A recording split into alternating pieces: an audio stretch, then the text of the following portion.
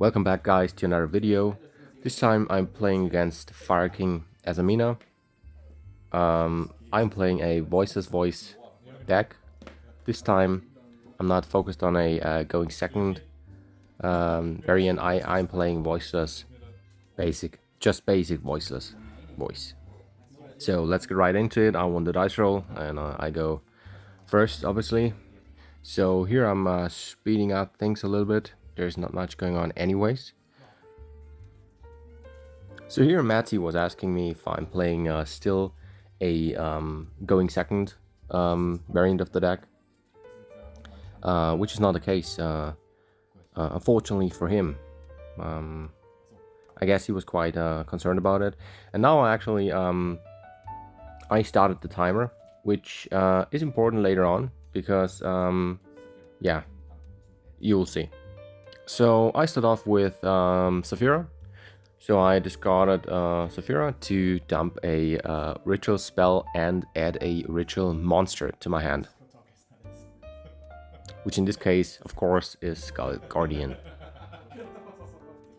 So now I'm speeding out things again, because they just discussed the radical action prints. So yeah, but now let's start. So I was thinking about opening with Diviner, but I thought it would be better to go with pre-prep first. So just in case he has an imperm, which went through. So now I was adding a Prayers to my hand and a Saravis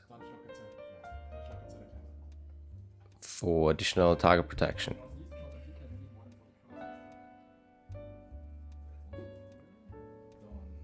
So now I open with Diviner and activate its effect to dump a monster from deck or extra deck, which in this case will be important.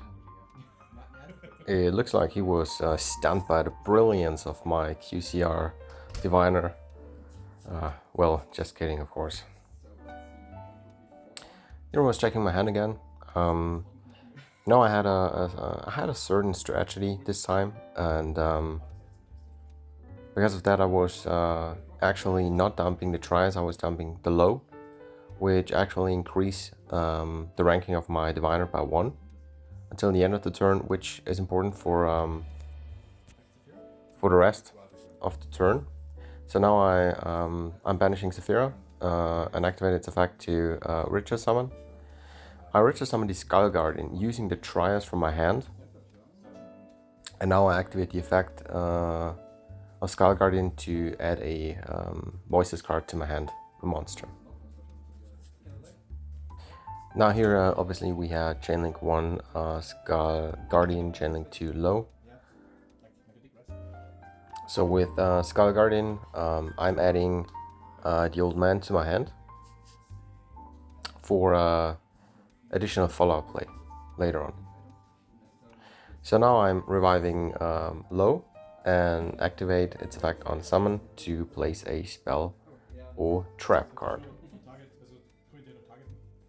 So here Maddie was asking me if I already had the targeting protection, which I did not at that point, but the Omni was already live.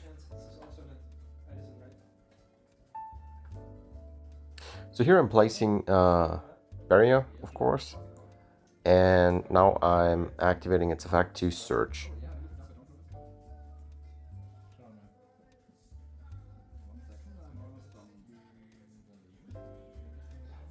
So here he was asking me if he can still react to my search, which obviously he missed the timing, but I thought, well, okay, you can still do. So he activated Kirin from hand, destroyed the Kirin from hand, and here things get a little bit messy. So here I was reading the Kirin, and I wanted to know if the destruction of the other Fireking monster is a cost, which it was not. But at this point, a few mistakes happen. So I was thinking about negating the effect of Kirin with a Skull Guardian, which would actually negate the activation and destroy the Hiking Kirin. So we actually tried to clear the game state here. He was obviously trying to get his Kirin on board, which wouldn't have been possible. So when he activated the effect of Kirin, and I changed Skull Guardian to negate it, he wouldn't have another Kirin engrave because it's not a cost, it's part of the effect. So the correct way here would have been, I think at least, the Kirin would just, stay in his hand, and that's it. So now he had 2 Kirin engrave, which actually leads to the next misplay, because he was arguing and trying to get back the Kirin on field. Because Kirin has an effect which says that when it's destroyed and in the graveyard, you can summon, special summon one other Fireking monster from graveyard to the field, except Kirin. So here are a few things happening. He was reviving the Kirin, which was illegal, it's not possible. And then he's targeting my Beria.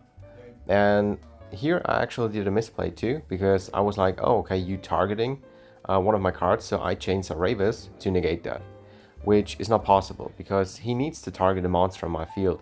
And Beria obviously is not a monster, it's a spell card, so I couldn't have changed Aravis here, which had no effect on the game state anyways. But his Kirin play did. So here I actually did a pretty damn misplay, because I was obviously searching for the Radiance, but I was placing it and activated its effect right away, which was not possible. I was confused by the Kirin discussion, so the misplay happened. I just realized when editing the video. So I couldn't have activated Radiance to shuffle back the Aravis to summon a second low. So I would have to use the low on my field to actually synchro summon into the Herald of the Archlight. Yeah.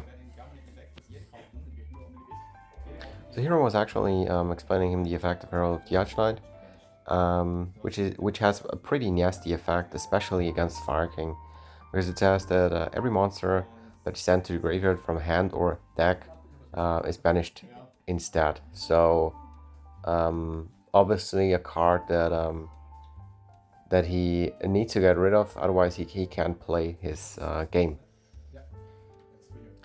Herald of the Archlight is also a non-negate, so it contributes itself to negate a spell trap or monster effect. And when it's sent to the graveyard, I can add a ritual spell, ritual monster from my deck to my hand. So this card is pretty amazing. So here was actually shuffling back the prayers and pre-prep to special summon the old man Saravis to get an additional interruption on his turn. So here I was checking my options, and I was about to end my turn. So here he had a pretty nasty board to deal with. I had 2 Omni Negates, one with Scarlet Guardian, one with the Herald of the Archlight. I also had an additional interruption with Saravis, so I can add it back to my hand and special summon a Saravis Dragon from my deck. But I also had an interruption with Radiance, so I had 1 pop at a time, and the second card was Tikaboo, which I was thinking about activating, but actually I would have to send one of my 2 fairy monsters, which one of them obviously was Herald of the Archlight and the other one was low. So sending low would have turned off my Omni Negate, and sending the Archlight wouldn't make any sense.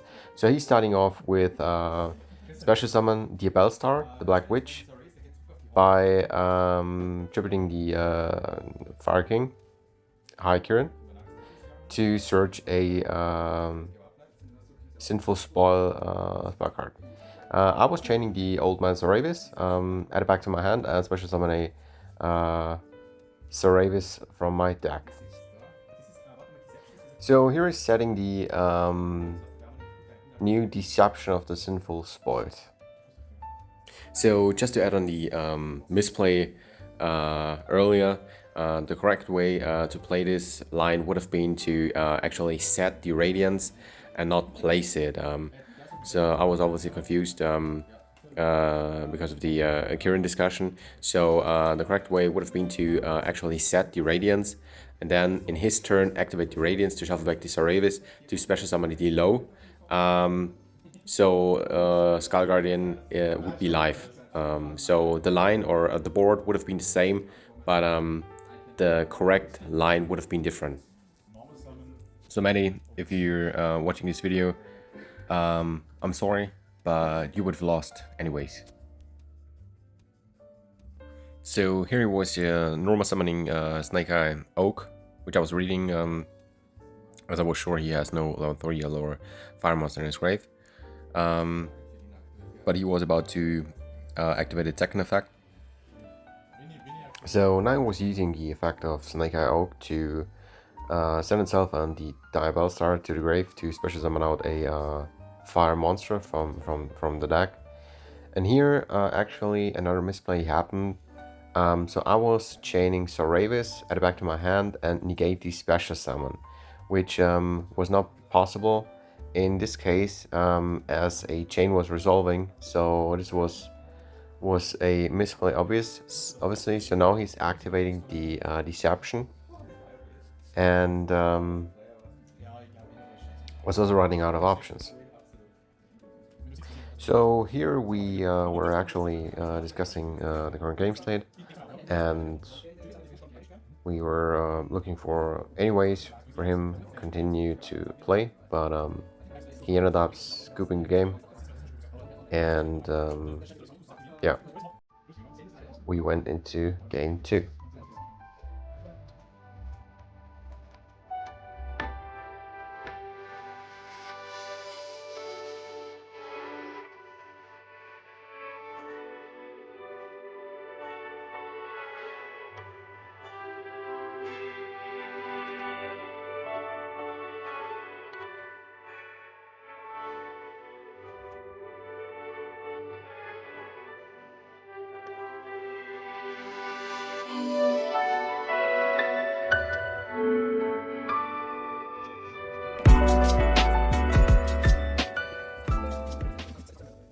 So now we're back for game 2, and I was starting with Voiceless for the first time in I guess over 8 games. I was able to resolve it, so I was pretty happy about that. So he went first, and he started with a Bonfire to add a Diabell Star from his deck to the hand, which was quite a good start this time for him. And I was quite happy that Voiceless has resolved, as my hand was pretty bad. I think I had Nadir's Servant, I had Maximus on hand, which is always bad. I had Trias, and well, he was actually thinking about should he commit into the game and how much he wants to commit. Because for every special summon from the deck or extra deck, I can actually draw a card. So I will draw quite a few cards here.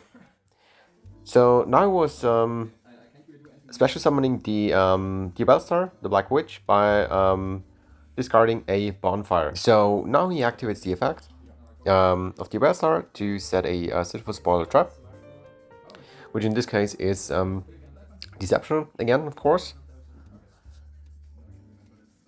And yeah, effect resolves. I have nothing to interrupt here.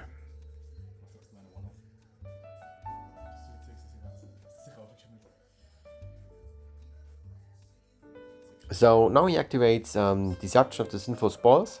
He tributing a Diabell Star from his hand to add a Azamina card from his deck to his hand. This could have been any monster, by the way, so it doesn't have to be Duel Star.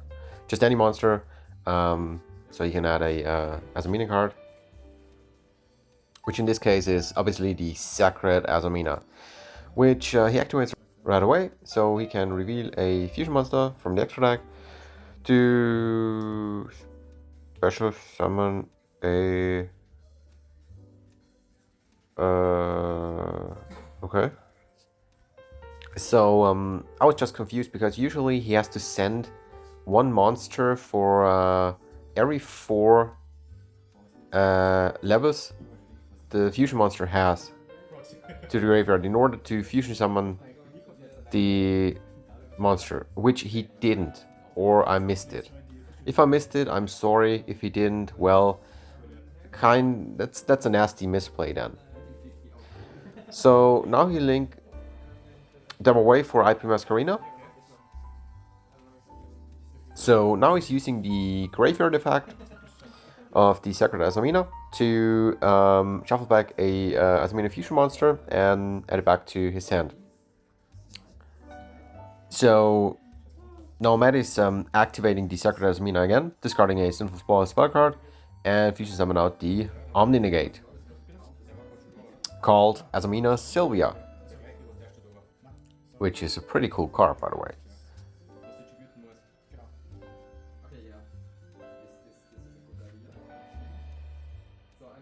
So now Matt is banishing the original Sinful Spoil to add the Diabell Star on the bottom of his deck and search for a level 1 fire monster, which in this case will be Ponix, so he's finally able to get into his Fireking engine. Well, yeah, so he's going for the Ponix here, which he now normal summons, and now he activates the effect of Ponix to add a Fireking spell or trap, which most likely will be the Sanctuary, which then allows him to place the Fireking Island. So now he was finally able to get into his Fireking engine, which was pretty unfortunate for me, but what was actually quite fortunate was the fact that I, was able to draw plenty of cards here. So now I was activating the effect of Fireking Island to destroy the Ponix and add a Garunix from deck to the hand, which he now can special summon because the fire monster was destroyed. And now using its effect to destroy a fire monster from hand, deck, or field and gain attack equal to its original attack, which doesn't matter here. So he's going for the Kirin, activate the effect of Kirin in graveyard to revive the Ponix. Now he links away the Ponix and IP Masquerina into the Promethean Princess. So now he's using the effect of Promethean Princess to revive a fire monster from the graveyard, which I activated Imperm here because I had, I think I had about 9 cards in my hand and I just wanted to get rid of some. So it was not a necessary play, but I could afford it to lose a card. He actually chained Cross out and, well, negated my Imperm to revive a Kirin, and now he linked away the Promethean Princess and the Garunix into an Amberwell, which of course allowed me to draw another card. So here I was actually counting the cards in my hand and just was checking if I could keep them all. As Fubala says, you can keep 6 plus whatever amount of cards my opponent controls. So my opponent at this point had 5 cards, so I could keep 11, and I think I had 9 or 10 in my hand. So here Maddie was activating the effect of Wanted, banishing Wanted to add back the original Sinful Spell and draw a card. And now it was my turn. So I had plenty of cards in my hand, but I had no real line to play. I had 2 Nadir Servant, I had Maximus, I had so many cards in my hand that I don't want to see in my opening hand usually. So I tried to actually find a way to play here. He had an Omni Negate on board, which I didn't really care about. His board in general was pretty, I would say, beatable. It was beatable. So I started off with discarding Saphira to dump a ritual spell and add a ritual monster. So he let it go through, and I dumped the prayers and added, I think it was Skull Guardian. As at this point I did not have any ritual monster in my hand. And now I tried to actually to find a line to play here. So now I was activating the second effect of Saphira, banishing itself to perform a ritual summon. Which I think he was... Yeah, well, he was activating Kirin and negated the effect of Saphira to ritual summon. Which for me was quite unfortunate, as I didn't really have an option to play here. So I was reading Arvada again to see if there's any flaws in this effect or anything that I could have missed. But yeah, well, it's fine. So here I was still trying to find an opening, and I ended up with a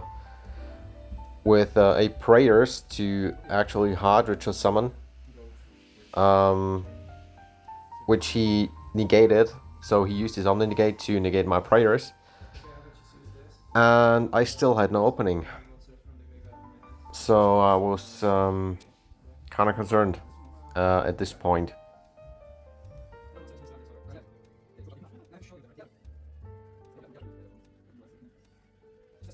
So I was checking my options again, and I came up with a surprise attack. So I actually did normal summon my Duel and Lockbird, which I had two in hand, and now I linked it away for Emirage.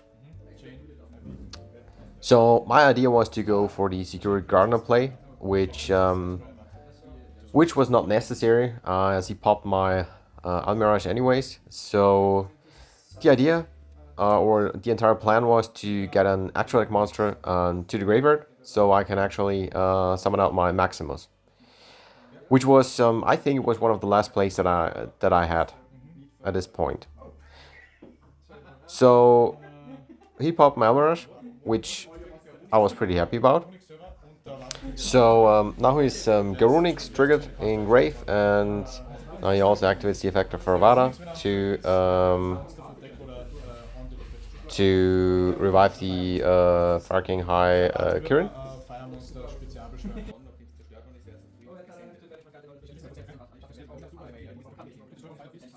So actually we lost a lot of time here. So he revived the High King Kirin, and now he activates the effect of Garunix to destroy a fire monster from his deck. And yeah. And now I think he's using the effect of Arvada again, which I think he already used this turn, so I think it's a misplay here, as it's a once per turn effect.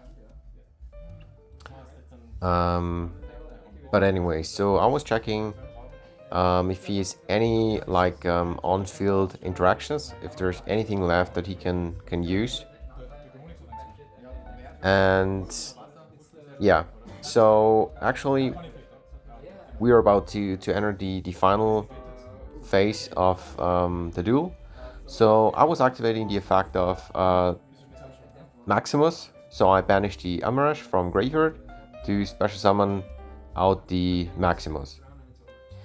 Now he was actually chaining the IP to link summon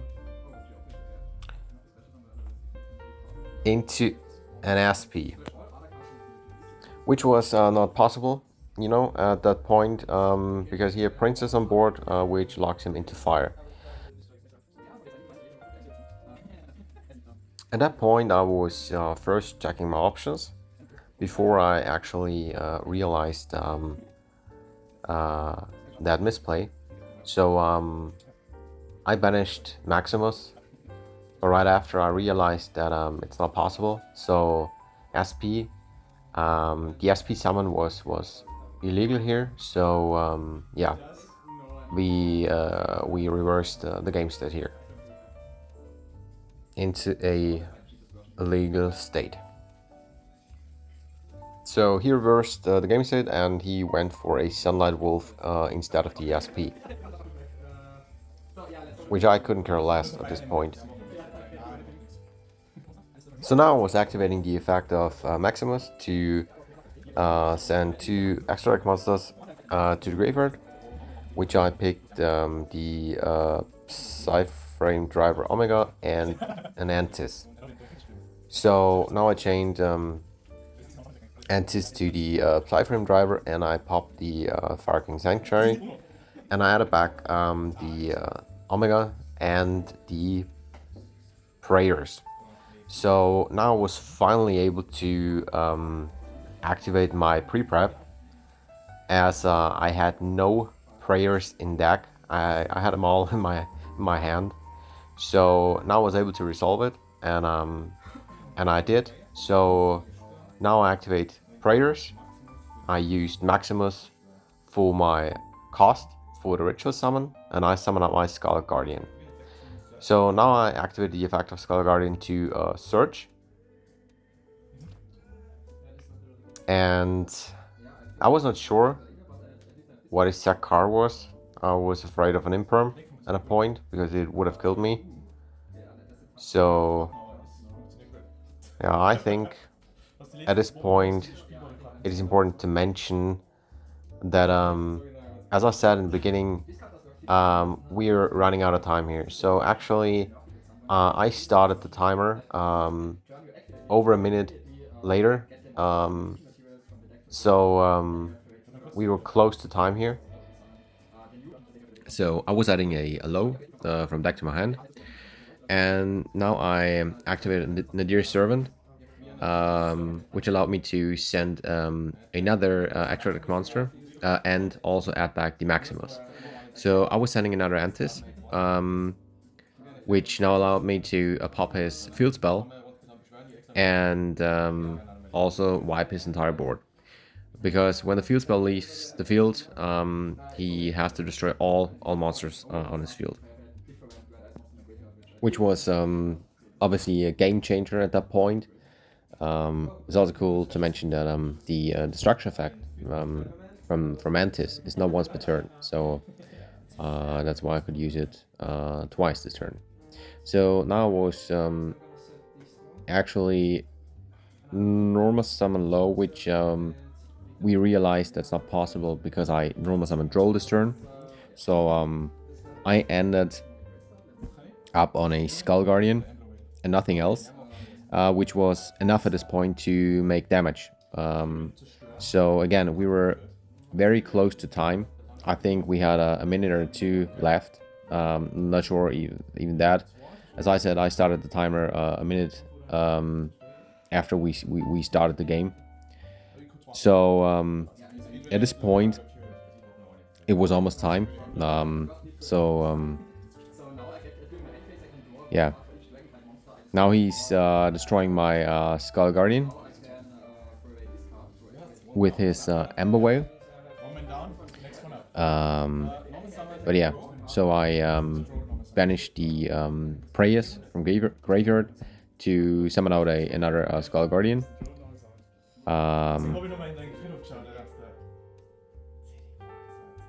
Yeah.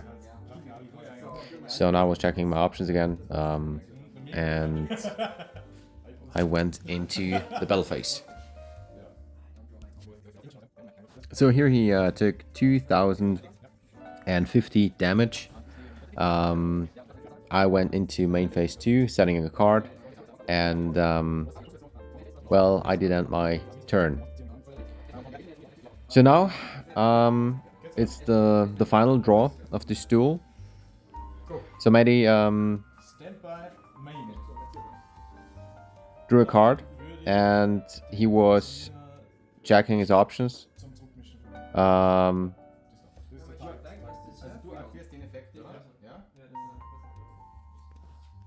So he obviously tried anything to get something on board to enter the battle phase and make some damage, which at that point it just didn't work out. We had time, and he just couldn't make it into the battle phase. So at this point, the duel has ended, and it was a win in time again. I think last time we had the same scenario. It is what it is. It's never beautiful or cool to win in time.